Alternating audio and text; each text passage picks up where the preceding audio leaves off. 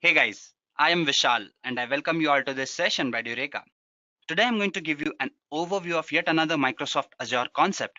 And today's topic of discussion is Azure Data Factory, which is very important from data integration and data management perspective. But before we do go ahead and dive into the concepts of this particular term, let's quickly start by taking a look at today's agenda first. I would start things off by talking about why do we need Azure Data Factory and what it is exactly. Then I would talk about various concepts that surround this particular term. We would also understand something called as data lake, not into depth, but to some extent. And we would also understand various concepts that surround this term as well. I would discuss two other terms, that is data lake and data warehouse, and what is the difference between these two terms. And finally, I would finish things off with the demo part. As far as this demo goes, I would be talking about creating a pipeline and moving data from one source to the other. But that is for the later part. Let's start with the first topic of discussion, that is Azure Data Factory. So why do we need Azure Data Factory? Well, first and foremost, we need to understand the fact that the amount of data that is being generated these days is huge. And this data comes from different sources. Now, when we move this particular data to cloud, there are quite a few things that needs to be taken care of. Now, this data, it can come in any form because we are talking about different sources. And these different sources would transfer or channelize this data in different ways, and it can be in different formats. So when you do decide to bring this data on cloud or at a particular storage place, you need to make sure that this data is well and truly managed. Now, what do I mean by this? Well, you need to transform this data, you need to delete unnecessary part or get rid of all the things that is not needed. Now that is an after part or pre-processing part, but as far as moving this data is concerned, you need to make sure that you pick this data from different sources and bring it at one common place, then store it. And if required, you should be able to transform it into something more meaningful. Now, this is something that can be done by using traditional data warehouse as well, but then there are certain disadvantages. What happens is at times you are forced to go ahead and have custom applications that deal with all these processes individually. And this can be time consuming, and integrating all these sources can be a huge pain. Now, how do we solve this problem? Well, if there was a way to automate this process or create proper workflows, this burden would have been taken care of. Now, this is where Data Factory steps in. What it does is it kind of helps you automate this complete process. Instead of saying automate, I would say it helps you orchestrate this process into a more manageable or organizable manner. Now, that is something that is needed, and that is why we need something called as Data Factory, which lets you automate all these processes. Let us move further and try to understand exactly what Data Factory is. So if I just go ahead and talk about its definition, I would say it is nothing but a cloud-based integration service which lets you do quite a few operations like create data-driven workflows basically, and to go ahead and orchestrate all the sources that are there. But what exactly does it do? To name few common operations, what it does is it helps you create pipelines which are nothing but, you can think of it as a logical pipeline which supports various processes that happen. It lets you ingest data from different sources and then process it. When we are talking about processing it, it also helps you go ahead and do analytics, which is very important these days because we know that the amount of data that is being generated, it can be helpful and it can help you take various good business decisions. And this is where analytics comes into picture. Now, what Data Factory does is it lets you transform this data and make it ready for something like Data Lake to use it. Now, Data Lake is something that lets you use various analytical tools or methods, like you have something called as Azure SD Insight, maybe a Hadoop Spark, Azure Data Lake Analytics, and all these things. Now, as we move further, I would be talking about these terms to some extent, but till then you'll have to wait. For now, just understand one thing, that these are nothing but platforms or tools which basically let you go ahead and do various analytical operations. So that is what Data Factory lets you do. It lets you get in all the data, arrange it in a particular manner or order, and then supply it further for various processing or various other things that can be done with that data. So if you talk about particular steps, what does it do exactly? Well, first and foremost, what it does is it helps you collect and connect data. Now, when I say connect, I'm talking about connecting to various sources from which the data can come. Now, there are quite a few disparate sources from which the data can come. You can connect to all these resources by using your data factory.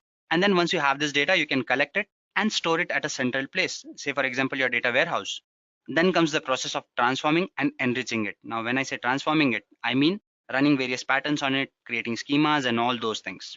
You can then actually go ahead and publish this data. Now, we all know that Microsoft Azure supports various other tools as well. we have one more popular data visualization tool called as Power BI, which is very good when you talk about data integration and various data visualization capabilities. What you can do is you can connect Power BI to your Microsoft Azure and publish this data, that is create various dashboards and all those things.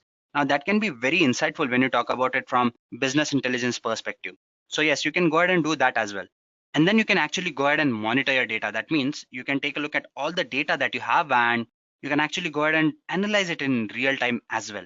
So these are the processes which we are talking about. That is connect and collect your data, transform and enrich it, publish it, and monitor it. Now that is what a data factory lets you do. So what are the concepts that surround this particular term? So when we talk about data factory concepts, we have quite a few terms to discuss, like we have pipelines, data sets, activities, and linked services. Let us try to understand these one by one. First, we would be talking about pipeline. Now, pipeline is nothing but think of it as a proper pipeline. That is, it is something which acts as a carrier in which we have various processes taking place. Now, this individual process is nothing but an activity. If you take a look at this slide, you would understand that activities represent processing step in a pipeline. That means your pipeline can have one or multiple activities. Now, when you talk about this activity, it can be anything. It can be a single process like querying a particular data set, or it can be something like moving data from one source to the other. Then you have something called as data sets. Now, data sets are nothing but sources of data. Say, for example, my data is stored at an N location, and that N location is nothing but my data set. So in simple words, it is nothing but a data structure that holds my data. Linked services. Now, this is nothing but a law. Say, for example, I need to move my data from a particular database to a blob storage. There need to be something that connects these two things. That is a law or some information that lets a database understand that it has to move the data to a particular data source. So that is what a linked service is. It is nothing but an information that tells your data factory that is you need to connect to these particular sources. So these are some of the concepts that form a central part when you talk about a data factory.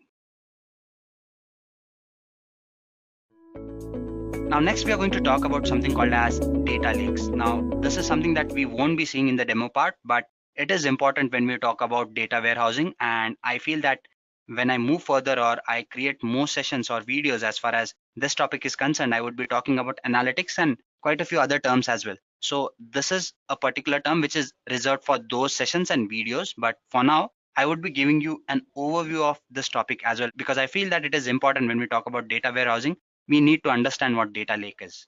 First of all, let's start by understanding what it is exactly. Now think of it as a container or basically a storage that holds data. Yes, we already have databases, we have so many things. So how is your Azure Data Lake different? Well, think of it as a hyperscale repository which lets you do quite a few other things. As I've already mentioned, analytics is something that is very important. Now, when we talk about huge amount of data, there are quite a few things which you can do with it. You can use various analytical tools. To name a few, we have some here. We have our Azure Data Lake Analytics, we have SD Insights, R, Spark, and machine learning. Now, these are some of the commonly used and very popular tools which are there. What Azure Data Lake does is it supports all these tools. That means you can store data from any source and in any form at your Azure Data Lake, and then you can use these tools and terms to actually analyze this data. So that is two in one kind of an operation. In fact, it is multiple in one kind of an option basically, because it lets you do so many other things. So what are some of the concepts that one should know? First, let us try to understand some of the components when we talk about this particular term, that is your Azure Data Lake. Basically, it forms of two parts. One is your analytical part and the other one is your storage part. Now, when I talk about the storage part, the best thing about your Azure Data Lake is it does not have any particular schema. That means data from any form can be stored into this particular source. That is, it can come from different sources and it can come in different forms as well. And then you have something called as your analytics part, where you have something called as SD Insight. It lets you form those Hadoop clusters. Now, I won't get into the details of what a Hadoop cluster is, but it is a process or a way by which you can actually analyze data. So yes, you can actually go ahead and create those Hadoop clusters, take that data in and then process it as well. You can also go ahead and use Azure Data Lake. Azure Data Lake Analytics is something which is again used for various machine learning and other analytical process as well. So these are the two things which your analytics part will have.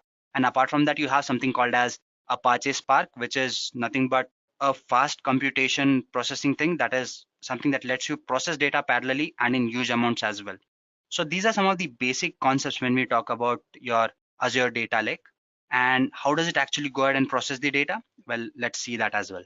But there are certain key points which you need to understand. That is, when we talk about Azure Data Lake, the first thing it does is it lets you store data in any size and of any kind, which is very important, because what this does is it kind of takes away the barrier where people had to wait to go ahead and process their data. They had to take this data, first clean it, arrange it, organize it, and then put it somewhere from where they could actually go ahead and use it.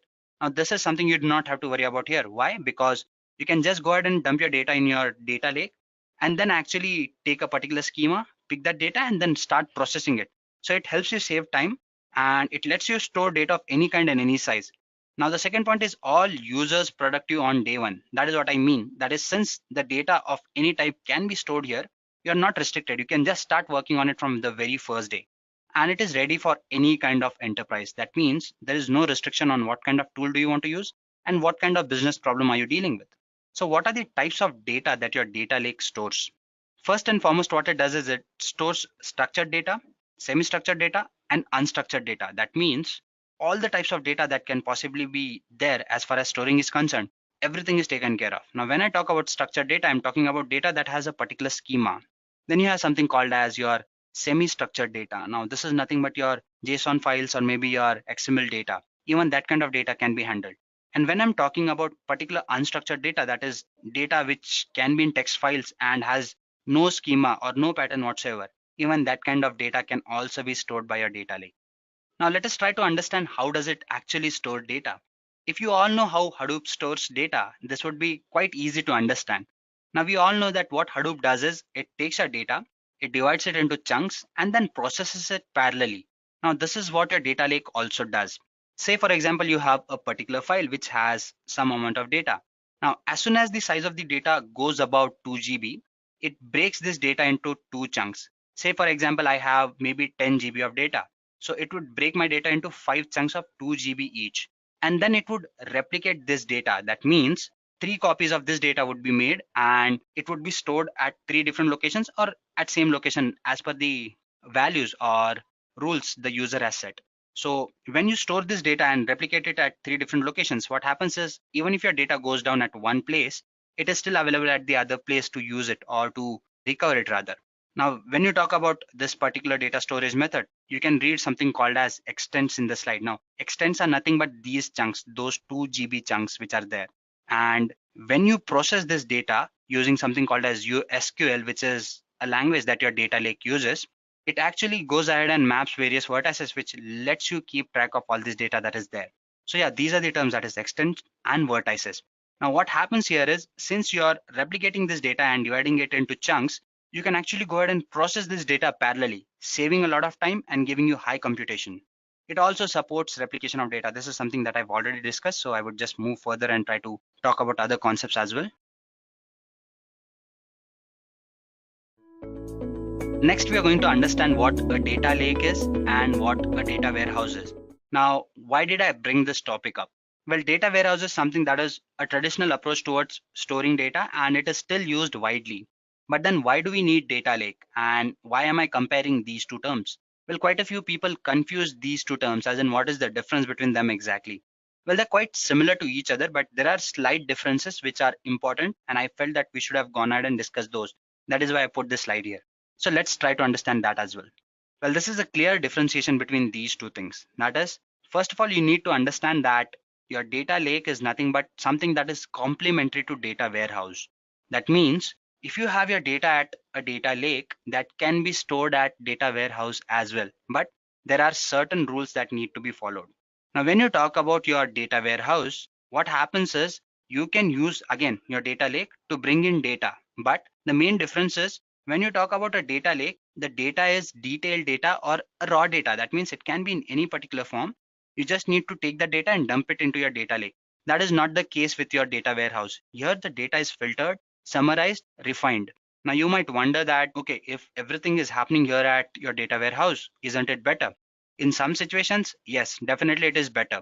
But as I've already mentioned so many times in this video, the amount of data that is generated these days is huge and it can come from any particular source. This might not be the best of options to deal with. Why? Well, your data lake has something called as schema on read, and your data warehouse has a schema on write kind of an approach. What this does is, if I talk about it from a data warehouse perspective where you have schema on write, that means when you're writing your data to your data warehouse, it is written in a structured form or in a particular schema. So when I'm reading this data, I have to read it in that schema only. But when you talk about a data lake, here you just dump your data. It is not structured. So when you're using this data, you are free to go ahead and define your schema in a number of ways as it suits your needs. So this is where the benefit lies in. That is, your data does not follow a particular schema. You can just go ahead and pick a schema for it. So that is a plus point. Again, one more point. Your data warehouse basically it works in SQL. That is, it uses SQL to query or question your data. But when you talk about your data lake, no matter the data comes from different sources, it can be queried by using one single language, that is your USQL. And again, that actually helps you reduce various barriers because you're talking about different data sources, but still something that lets you access the data is one single programming language. So these were some of the concepts I felt that you all should know. That is what a data factory is and what a data lake is. Again, the reason I talked about data lake was it is an important part when you talk about data warehousing and data integration, because all these topics would form a base when you talk about analytics and processing data. And that is why I wanted you all to know all these terminologies. Now, since we started our session talking about data factory, let us move back to data factory and try to visualize all the concepts that we talked about, because I talked about something called as pipelines, activities, and all those things. So what I'm going to do now is I'm going to go ahead and give you a demo where I'm going to actually go ahead and create a database, probably load a table in it, and then move that data from that particular source to a blob storage using a data factory. So yes, this might be a lengthy demo, but I'm sure that you all would like it and have something new to learn out of it. So let me quickly switch to my Azure and we can actually go ahead and see how it works. Okay, so there you go. What I have done is I've gone ahead and I have logged into my so-called Microsoft Azure portal. For people who are completely new to this term, that is Microsoft Azure, what you should do is you should go ahead and take a look at other videos if possible. I've created quite a few videos in this series, and those videos talk about various concepts as far as Microsoft Azure goes. There are certain basics as in how should you use it and what are the things that you need to do. One of the things that is there is creating a free account, which is very important. Now we are going to go ahead and use our free account or our subscribed account. What Microsoft Azure does is it lets you have a free account. You need to just register for it, and quite a few resources would be made available to you. And some credit is also given to you, which you can use. That is, you would be charged for these resources, but since you are given certain credit, you can use that, and that means the services are freely available to you. If you already have an account, then that is not a problem. We are just going to go ahead and take a look at the demo part. As far as this demo goes, what I'm going to do is I'm going to go ahead and create a database. For that, I need something called as SSMS. Let us go ahead and try to understand what that is first. But if you do not have that thing, you need to go ahead and install it. So how do you do that? Just go to Google basically and type SSMS. This is the first link that you get and you open it. You have your SQL Server Management Studio. Now, this is something that we would be needing. You just come here and you click on it and it would start the setup download. I guess it's getting downloaded twice. I don't need that. I've actually gone ahead and I've installed that thing on my system. I'm doing this for you people. What you need to do is you need to download this particular file. Now, as you can see, it is somewhere around 800 MBs. That is approximately equal to 1 GB. So you need to download that file. And once you do go ahead and download that file, you need to install it in your system. The installation can be a lengthy process. Now, when I say lengthy process, it can be time consuming. It is not difficult to do. All you need to do is open this file and double click on it. It would give you an option to install it and just say yes. Once you do that, it takes care of all the processes. And once you do go ahead and install that thing, now this is something that would help you have your own server, and that is on your local device basically. So this is something that we would be using in the later part. But what I would suggest is you come to this website and download this particular thing if you do not have it. And once you download it, I would suggest that you go ahead and install it as quickly as possible.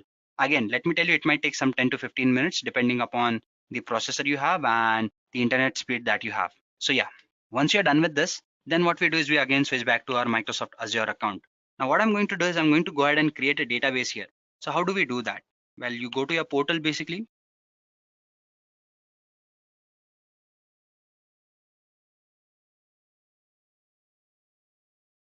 and quickly log into your so-called account.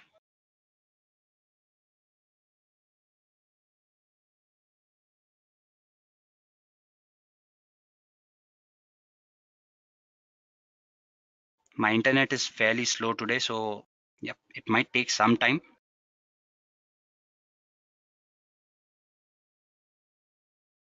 So this is how your Microsoft portal looks like. You have quite a few things to select and choose from. You can just go ahead and click on create a resource here, and it gives you quite a few options to select from. Or instead, what you can do is you can just come here and look for your so-called databases. And I select an SQL data warehouse.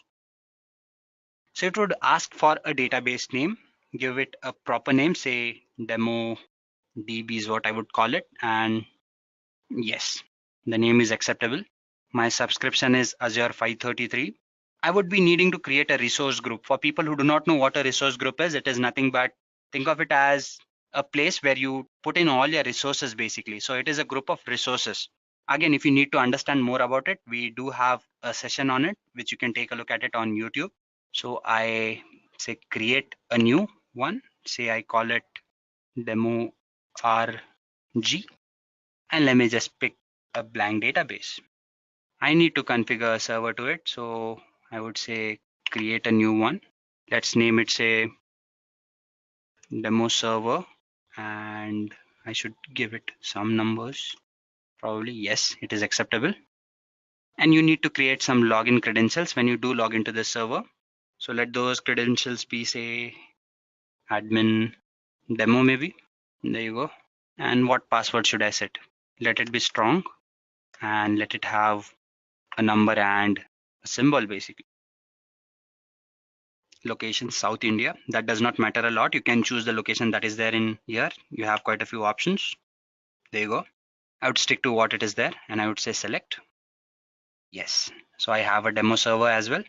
Performance level. Now it depends as per your need, as in how fast do you want it to work. Now, as far as my so-called demo is concerned, I do not need it to be very fast or something like that. Let me have it to this value. Now, based on the location where you've created your so-called resource, the prices would be given to you. Now, this is something that I created in South India. So the price to me is in INR, that is Indian rupees, and it is 223.88 per hour. All I would do is I'll just go ahead and apply. I would say pin to dashboard and I would say create. Now the deploying might take a little longer than normal because yes, as I've already mentioned that it depends on the internet speed. And even if your internet is faster, at times it might take a longer while for this thing to happen. So what I'll do is I'll just pause the video for a minute, and once the deployment is done, I'll get back to the demo part again. So yes, guys, I've gone ahead and I've done the process. That is, we have our so-called demo DB already. It took a while. I actually went back and had a cup of coffee as well. It took that long. My internet is really slow today. So yeah, let's move further and now try to go ahead and do the other thing that we are supposed to do. As I've already mentioned, you need to go ahead and install SSMS. If you do go ahead and install it, this is how it would look like. Now, since we've already created a database, we can log into it.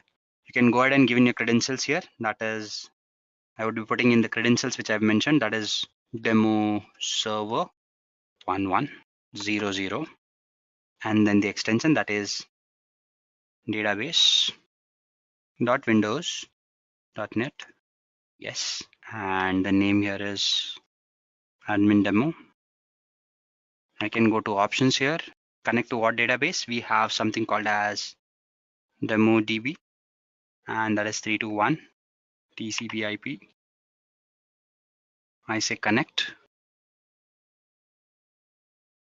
It wants me to sign into my so-called Azure account. I hate this each time it happens because I've already logged in. I should have stayed signed in, but I did not, and that is costing me now. Yeah, one more thing.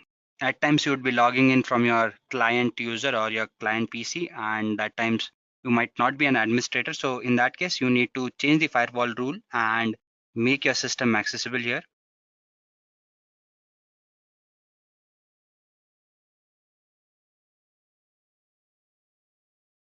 And there you go, I've signed in. So we have our information here. That is, this is my server I used to log in, And if I click on databases, the schema is there. We have our database that is DemoDB321. Now what we can do is we can actually go ahead and add a table to it. Now I'm not gonna go ahead and create a table, a completely new table. Instead, I'll just go ahead and maybe run a simple query which lets me have 2 columns. So what query should I put in? What table should I create? I'll just go ahead and pick up some query from Microsoft Azure website. Now this is something that lets you create a table with this name, and these are the so-called variables or column names that your so-called table will have. So I'm just going to copy this piece of code. If you want it, you can go to Microsoft Azure website and you can have this piece of code as well. I'll share the link, do not worry. So when I close this and I come here and I click on this, I say new query, and I simply go ahead and paste this piece of code. Now I'll just make some changes to the name just to get rid of ambiguity, say 2, maybe 3, and I would be inserting 2 records in it. So this is the changes I make here, that is insert into this so-called table, and to do that I would say execute. Okay, this should not take this long, but it is. Now once it does happen, these are the 2 records that would be there, that is John Doe and Jane Doe. There you go. 1 row is affected is what it says. So we have actually gone ahead and logged into my SSMS, and we have connected to our SQL server, and we've created a table there. And as far as the table goes, it has these 2 records. So what I'm going to do now is I'm going to again switch back into my so-called Azure Data Factory, that is to my Azure account, and create a Azure Data Factory basically. So how do we do that? First thing you need to understand is, in order to have a resource group or have all these resources there on your system, you need to have a storage account. Now this account is nothing but more or less a compliance or a law basically. What that law does is it lets you have your storage entities on Microsoft Azure. So let us go ahead and create that account first. It is very easy. You come to this portal. Once you do that, you just scroll down and you see storage accounts here, and I say add. When I say add, this window should appear and you need to enter in details. So what details should I give in for my storage account? Let's call it say SA for demo. Now it is not accepting this name. Okay, it needs to be in lowercase. So I would say SA for demo, and there you go, it is taken. Resource manager is what I stick to, and I say V2. Location is South India. Now I've talked about your data getting replicated 3 times, that is 3 copies are maintained. And when I talk about the replication, these are the types of replications that you have. Locally redundant storage is which I'm selecting, which is the most affordable one. It is not very reliable, but since it is a small demo, I can use this. Performance should be standard. And if you see, by default, the blob storage is always hot. And when you talk about a resource group, let's go ahead and use the one that is already there. Our resource group was demo RG, if I'm not wrong. Yeah, let's select this. Pin it to dashboard and I say create, and my storage account would be created. This should happen quickly. There you go. The deployment again might take a longer while. So yeah, what we've done is we've gone ahead, we've actually created a database. We've connected to a server, put a table there, and now I've created a storage account. Since I have a storage account, I can go ahead and create again containers, and then I can use Data Factory to basically move data between various sources. As you can see, it has been deployed. Do I want to go there? Yes, I do.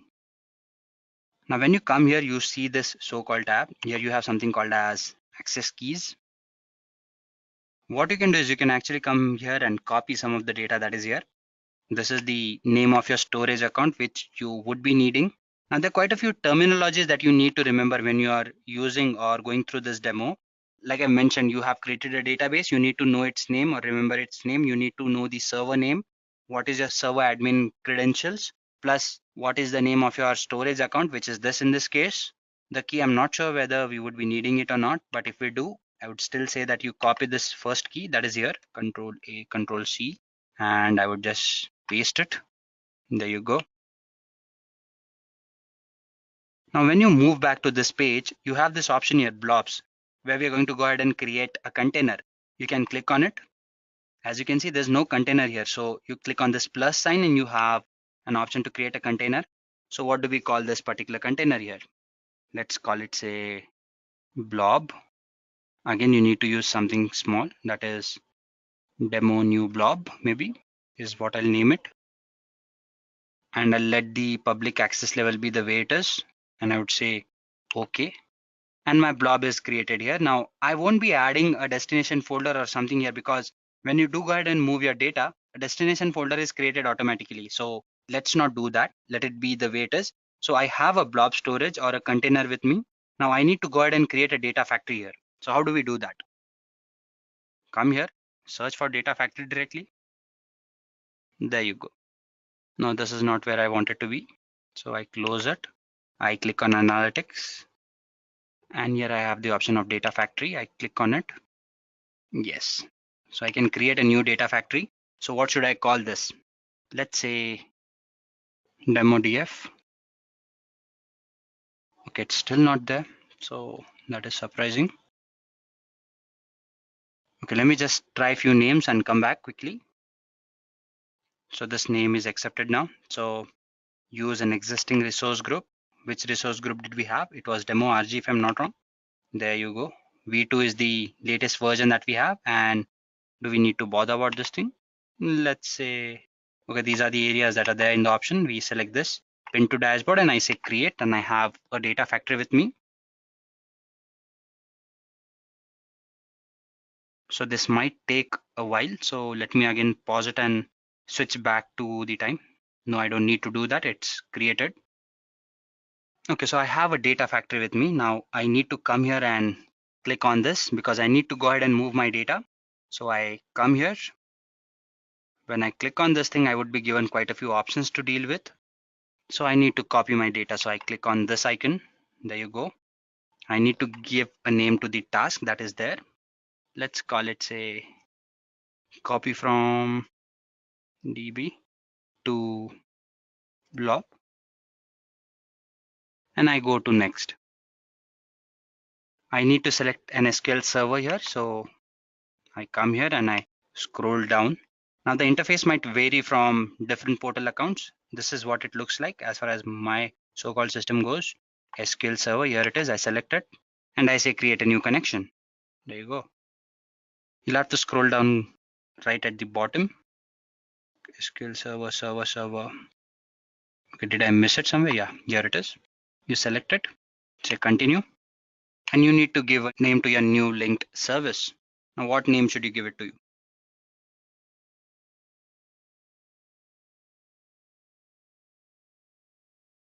Say SQL server demo link maybe.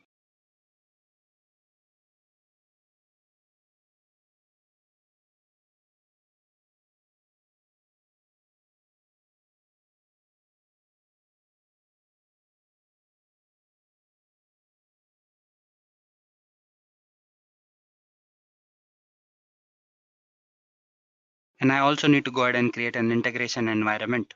So I come here and I click on this thing and I say create new public network. I say next. So what name should I give it to it? Let's call it, say, demo integration maybe.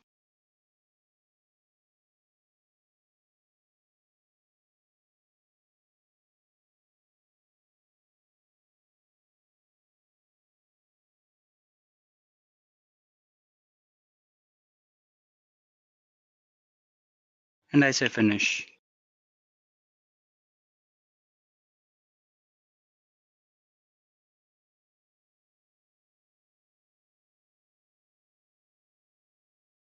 Now, as you can see, what we've done here is I've gone ahead and I've given in details for my so-called source. That is the place from where I'm going to go ahead and use all the data.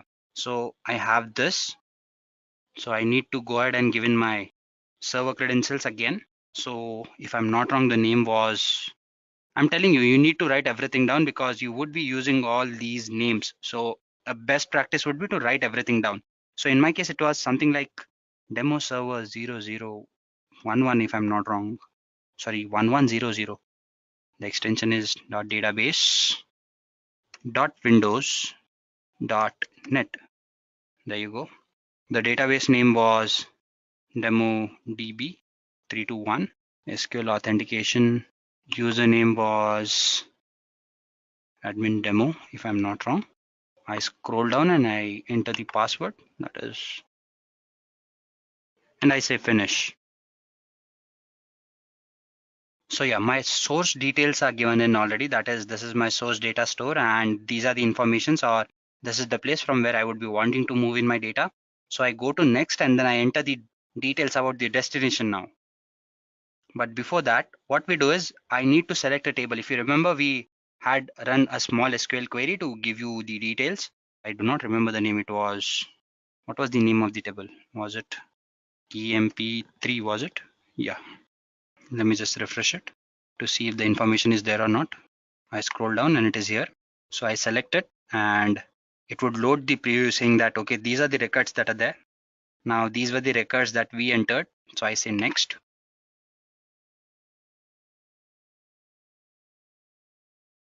For my destination, I'll come here and I would select a blob storage now. There you go. Create new Azure blob storage and I say continue. Now I need to enter in details here as well.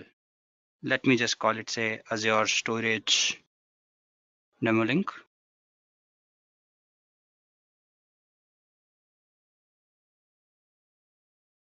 Let me just do this thing again quickly.